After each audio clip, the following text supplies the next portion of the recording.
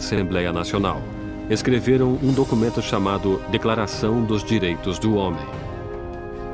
Por esse documento, distinções de classe arcaicas foram abolidas e todos os homens considerados como iguais. A Declaração dos Direitos do Homem foi um documento promulgado por uma Assembleia Nacional. Foi redigido em nome do povo, pertencendo à nação. O rei não tinha conhecimento deste documento que declarava definitivamente a tomada do poder pelo povo. Com a nova Assembleia Nacional como sua voz, os cidadãos franceses decidiram mudar tudo em seu mundo.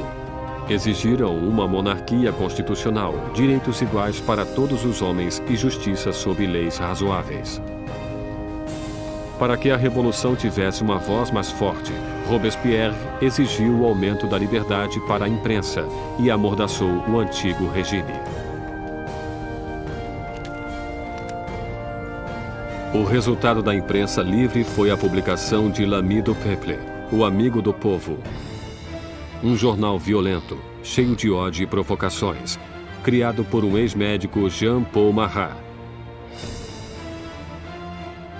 Depois de uma série de profissões sem sucesso, Marat vivia na pobreza, abrigando-se durante um período nos esgotos de Paris.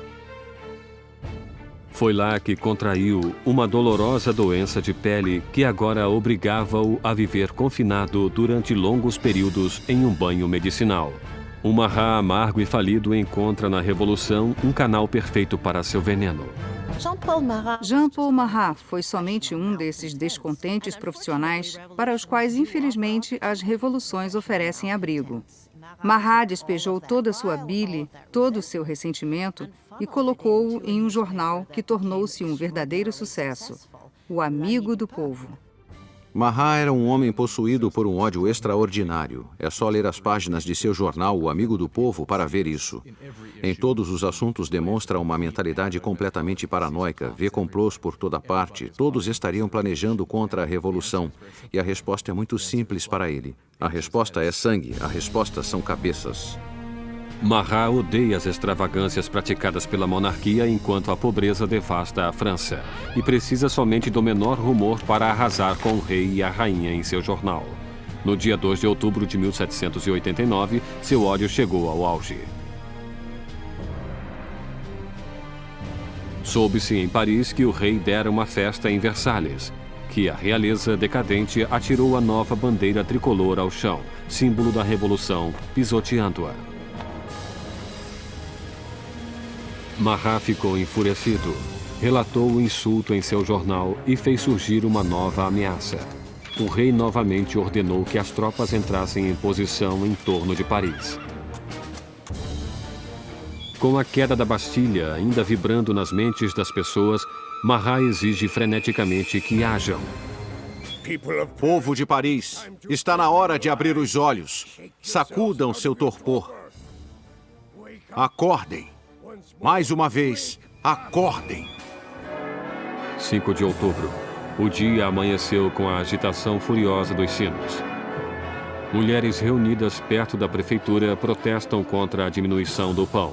E agora o medo da aproximação das tropas reais se mistura ao ódio pela notícia da festa ofensiva que circulava entre o povo.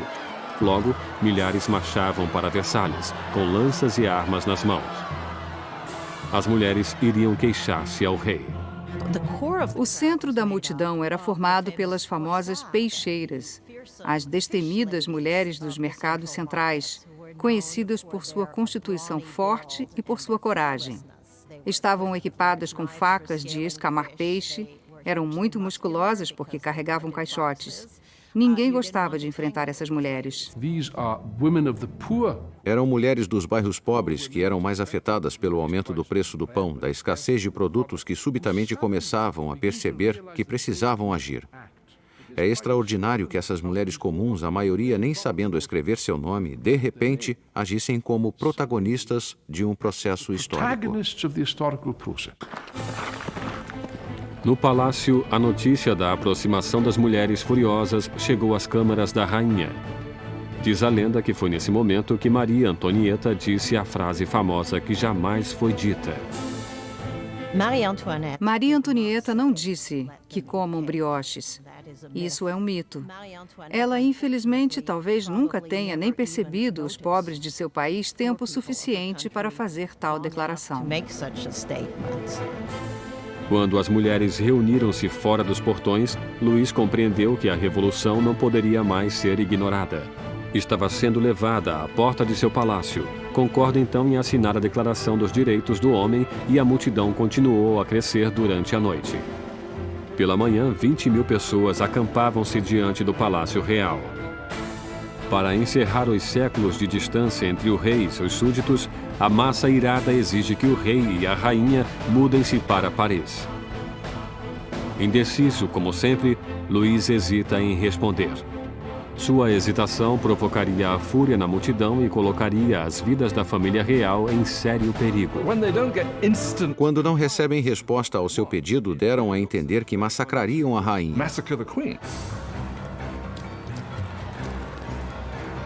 Uma onda de mulheres furiosas invadiu o palácio, gritando pelo sangue da rainha. Massacraram guardas, decapitando-os e enfiando lanças em suas cabeças. Eram como espíritos gritando pelo palácio. Quero as entranhas dela, quero sua cabeça, quero uma perna, quero um braço. Penso que ficaram tão frenéticas que, se a tivessem encontrado, possivelmente a cortariam em pedaços.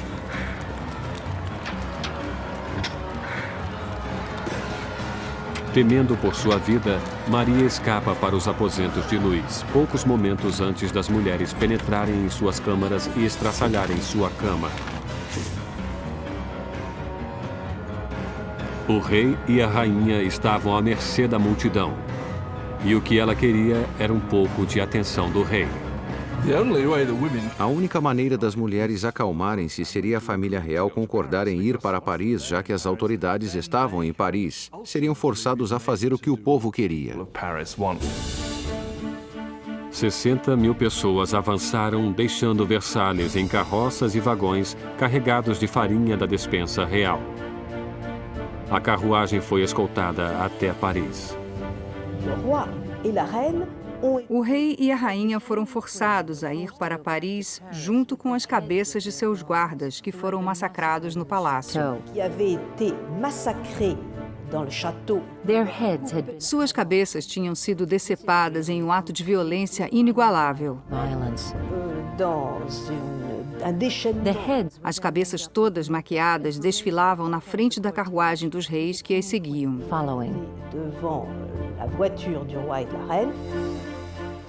O rei e a rainha deveriam habitar agora o Palácio das Tulherias. Nunca mais veriam Versalhes. Quando a família real mudou-se para Paris, passou a ser prisioneira. Eles sabiam, todos sabiam, havia grandes limites para o que poderiam fazer ou sonhar fazer. Eram os prisioneiros da capital, não havia a menor dúvida. Versalhes ficou abandonada e a Assembleia mudou-se para Paris. O poder agora estava com o povo. A França teria uma democracia, novas leis e uma forma notável e inesquecível de justiça que seria inaugurada no palco revolucionário: a guilhotina.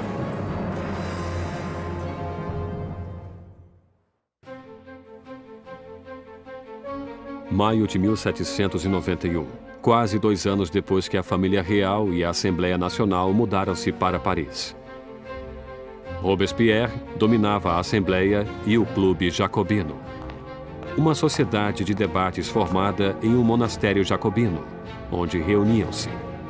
Naquele momento, acreditava-se que o centro da Revolução e Robespierre falavam com a força da moral.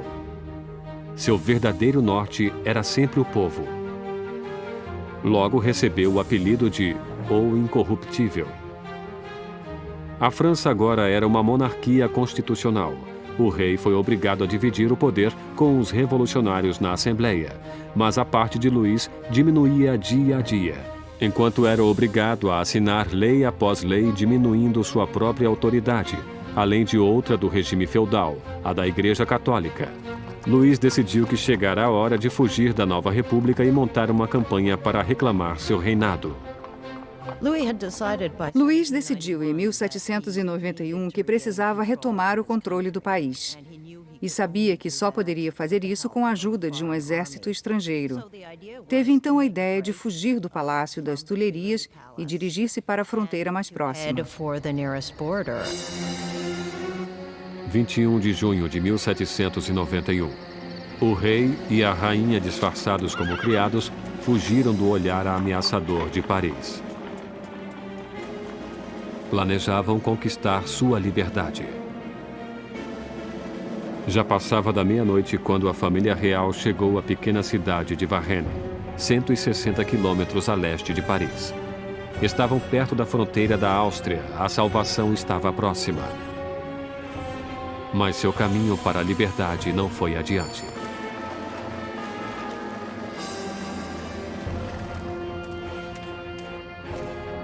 Os rumores sobre a fuga real precederam-nos em Varennes.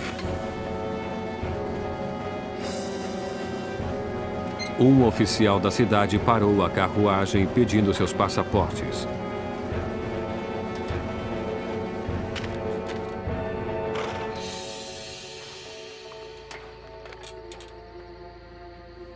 Sua suspeita foi confirmada. Era a assinatura do próprio rei. Ele ficou surpreso com a visão de seu rei. Mas a guarda revolucionária não demonstrou reverência pela realeza. O rei esperava que o povo o reconheceria e que haveria uma rebelião em seu favor. E, para seu horror e surpresa, não se deslumbravam ao reconhecê-lo. Viam-no como um fugitivo e imediatamente foi preso e levado a Paris. A ideia de que o monarca abandonara seu povo foi psicologicamente catastrófica. Esse acontecimento rompeu o laço entre Luís e seus súditos. Agora tinham um rei que não era somente supérfluo. Tinham um rei que também era um traidor. Com a família real oficialmente presa da Revolução, o poder passou de Luís, agora um rei prisioneiro, para os revolucionários na Assembleia. No coração daquele jovem governo revolucionário estava Robespierre. Ele brilha no pódio gritando por liberdade, igualdade e fraternidade. Exige o sufrágio universal e o final da escravidão nas Índias Ocidentais Francesas e, mais pacialmente ainda, grita contra a pena de morte. Durante essa nova era do Iluminismo, Robespierre desejava eliminar todos os remanescentes do passado primitivo e medieval. A Europa herdara um repertório macabro de todo tipo de execução vinda da Idade das Trevas. Arrastavam pelas ruas, esquartejavam, enforcavam, afogavam e queimavam em fogueiras. Sob o antigo regime havia uma escala de castigos terríveis e a decapitação era um castigo reservado para a nobreza, e uma das coisas que os revolucionários queriam desde o início era que todos fossem iguais na morte. Queriam simbolicamente que o mesmo castigo fosse aplicado em todos. Apesar da oposição de Robespierre, uma nova máquina de morte tomou o palco central de Paris. Seu inventor, Joseph Ignace Guillotin, criou um novo tipo de máquina que transformasse a antiga decapitação em um ato mais humano. O Dr. Guillotin descreve sua nova invenção para a Assembleia. O mecanismo cai como um raio. A cabeça separa-se do corpo, o sangue jorra e o homem está morto. Sendo um apreciador do derramamento de sangue, o jornalista Marat anuncia entusiasticamente o novo invento, dando-lhe o nome de guilhotina, que logo seria conhecida por outro nome, a navalha nacional. Os revolucionários franceses acreditavam em valores humanos. Acreditavam não ser necessário causar sofrimento desnecessário. E o que gostaram sobre a guilhotina era sua rapidez, eficiência. E até onde se sabe, já que ninguém voltou para dizer, era indolor.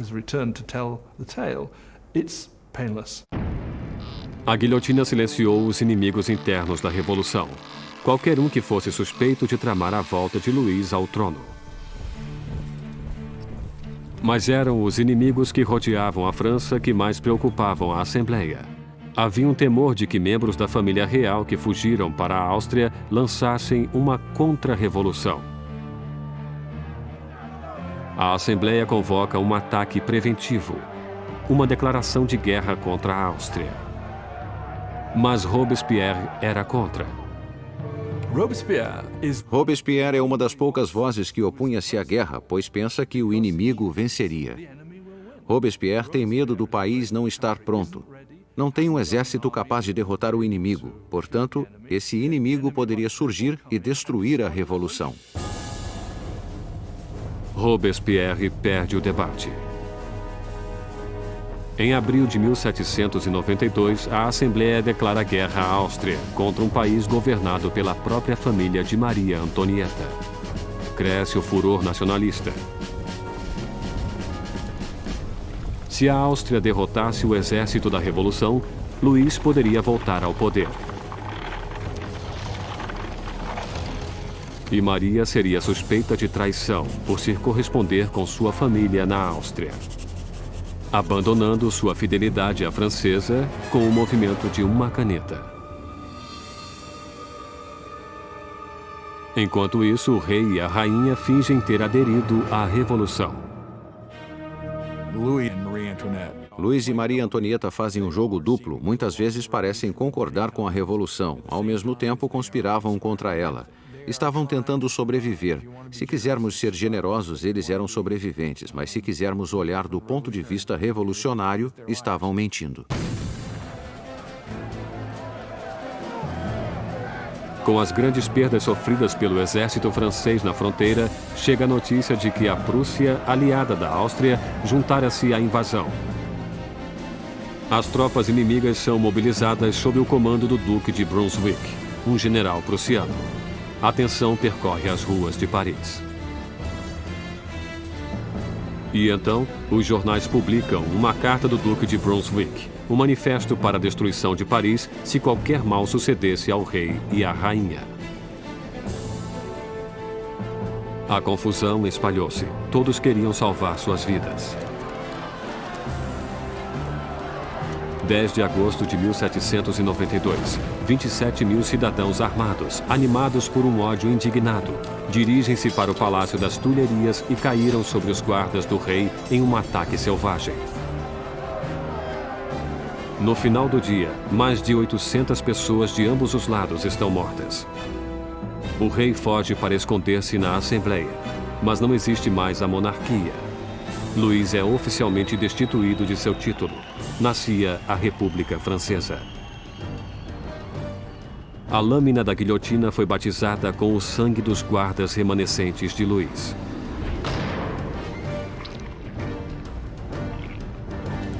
E Robespierre, que fora um sério oponente à pena de morte, mudou de ideia.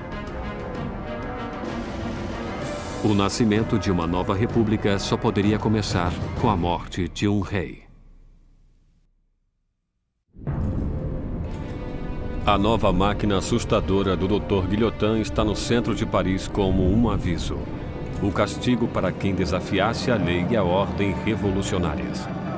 Batizada há pouco com o sangue dos guardas do rei, logo terminaria com a vida do próprio rei. Em agosto de 1792, enquanto o rei e a família real estavam recolhidos na prisão do Templo, Robespierre e seus jacobinos envolviam-se em uma batalha com os moderados da Assembleia, os girondinos, pelo controle do governo nacional. Mas nas ruas de Paris existe um novo movimento político. Como um símbolo de sua rejeição pelas tradições aristocráticas, os cidadãos comuns recusam-se a usar os calções pelos joelhos, ou culotes dos aristocratas. Denominam-se os sem-culotes os que não usam calças pelos joelhos. Os sem-culotes consideravam-se o verdadeiro povo francês. Não eram os mais pobres de todos. Geralmente eram bons artistas e donos de loja, gente desse tipo, pessoas que, pelo menos, afirmavam trabalhar com as mãos. Não usando os calções ou culotes, pois sem-culotes era um simbolismo essencial para os que não eram da aristocracia, não eram pessoas ricas, eram gente comum do povo. Os sans-culottes tomam o controle do governo da cidade de Paris, enquanto os jacobinos e os girondinos agitavam o país da Assembleia Nacional, agora chamada de Convenção. Lutavam com o comando do exército francês, que rapidamente perdia terreno para a Áustria e para a Prússia. Enquanto lutava contra os inimigos na fronteira, o governo revolucionário castigava os inimigos do interior, traidores da realeza, que poderiam entregar Paris nas mãos dos invasores. Mais de 1000 pessoas foram presas e apinhavam a prisão: padres, jornalistas, homens e mulheres comuns.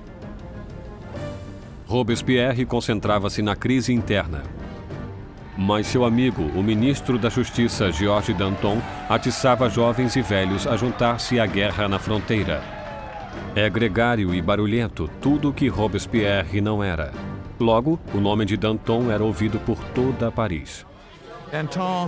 Danton era um personagem maior do que o mundo, homem cheio de vida, cheio de animação, um tremendo bebedor, bagunceiro, que julgava pertencer às altas classes ou às classes educadas. Era um homem que, diferentemente de Robespierre, podia identificar-se com os trabalhadores de uma forma que Robespierre não conseguiria. Finalmente, a retórica agitada de Danton mobiliza as pessoas, inspirando muitos a partir para a linha de frente. Existe um momento famoso em que os exércitos austríacos e prussianos estavam invadindo e ele levantou-se na frente do povo de Paris e gritou: "Coragem, muita coragem, para sempre com a coragem." E ele realmente conseguia liderar o povo contra os invasores. Foi um momento extraordinário.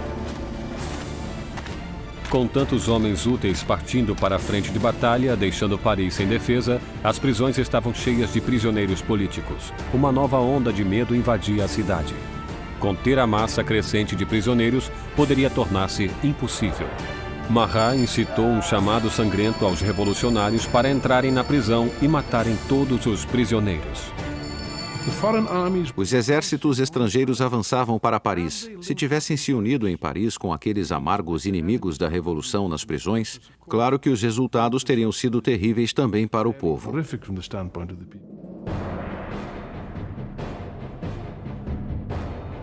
Na primeira semana de setembro, chegaram notícias desastrosas da frente de batalha. A Prússia tomara Verdun, uma cidade na estrada para Paris. O inimigo agora estava muito próximo. O medo, tomando conta de Paris, explodiu. Os sans-culottes invadiram as prisões e atacaram ferozmente os prisioneiros. Nenhum traidor permaneceu vivo. Os sans-culottes invadiram as prisões, particularmente aquelas onde eram mantidos os padres, onde estavam os nobres, os prisioneiros políticos, e iniciaram seu próprio julgamento. Foram rápidos e, obviamente, tudo terminou em carnificina.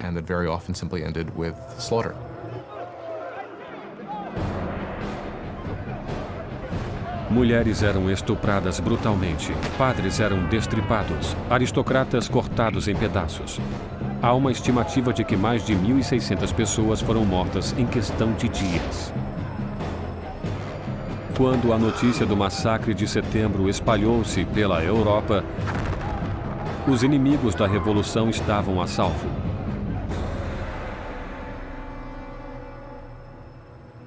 Do outro lado do canal inglês, o London Times noticiou a Revolução.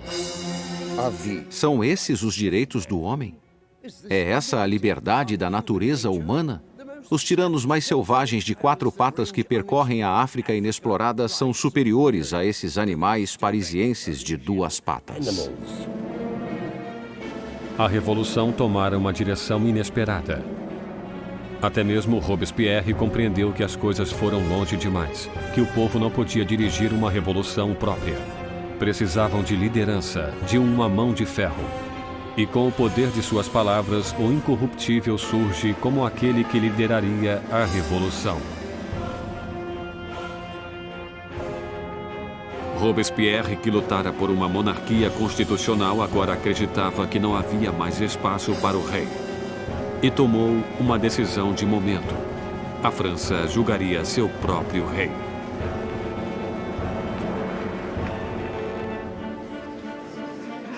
Após a conclusão do veredito, a única questão era a sua única punição. os moderados girondinos pediam que sua vida fosse poupada, deixando-os isolados na convenção. Os girondinos cristalizaram-se como uma facção na convenção sobre o debate sobre o rei, pois mesmo desejando uma república, não tinham certeza de que o rei devesse morrer. Mas os girondinos foram vencidos pelos jacobinos que queriam sangue. Por que os jacobinos queriam matar o rei? Creio que queriam matá-lo porque, como Robespierre disse brilhantemente, temos que matar o rei para que a revolução viva. Se o rei estiver certo, a revolução estará errada. Em qualquer sistema que tenha existido, só existe uma penalidade para a traição, e esta é a morte. E nesse sentido, se o rei era culpado de trair o país em tempos de guerra, então deveria morrer como traidor.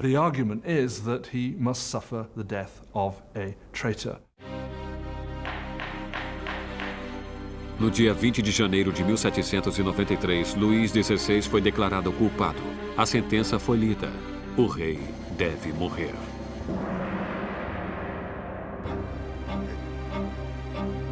Naquela noite, ele reuniu-se brevemente com a família. Calmo diante de suas lágrimas, prometeu voltar na manhã seguinte para uma despedida final. Não voltou. Não suportaria a angústia de sua família e não queria enfraquecer-se no caminho para a guilhotina.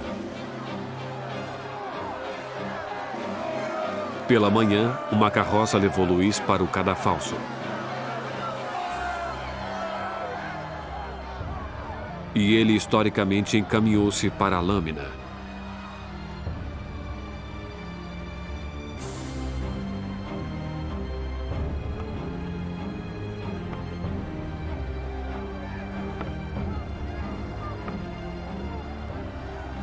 Tentou dizer algumas palavras. Espero que minha morte seja para a felicidade de meu povo. Eu vivi para a França e temo que sofrerá com a ira de Deus. Mas os guardas abafaram sua voz com os tambores.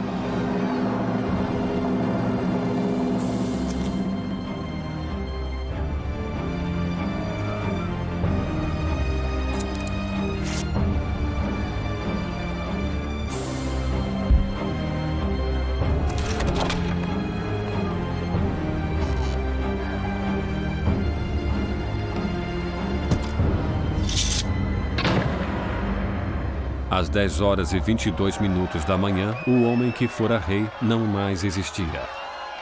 Na prisão do templo, Maria ouviu os tiros de canhão anunciando a morte de seu marido. Desmaiou de desespero.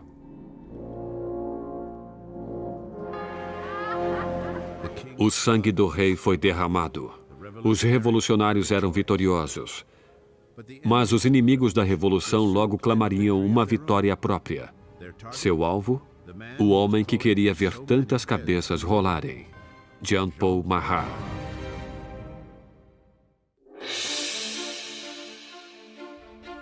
A execução de Luís XVI marcou a vitória dos revolucionários. Quando a jovem nação da República Francesa literalmente nascia do sangue.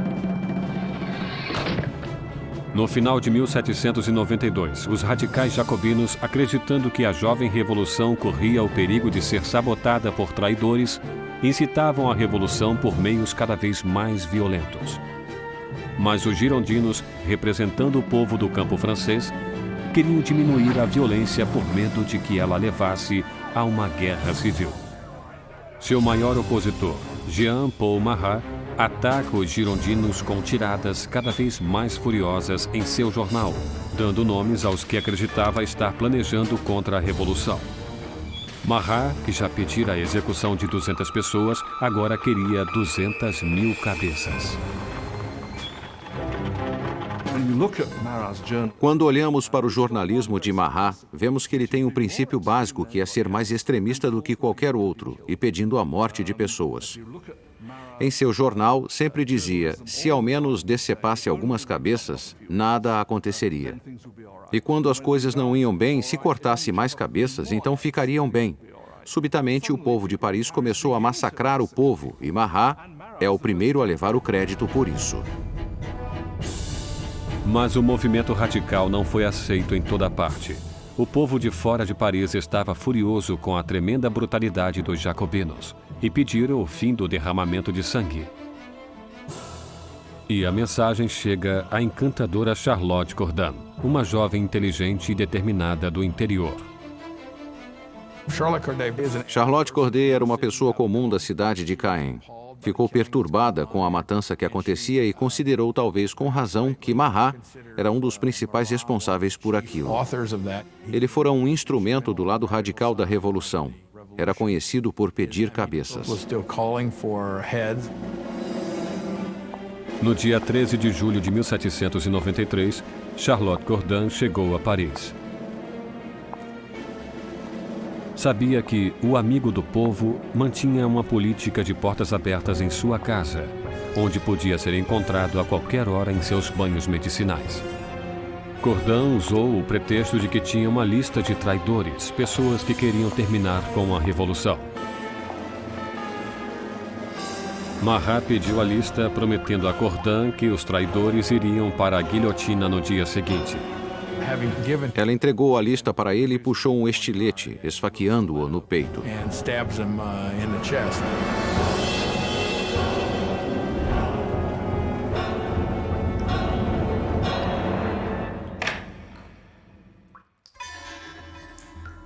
O chamado amigo do povo morreu rapidamente. A voz irada de seu jornal calou-se.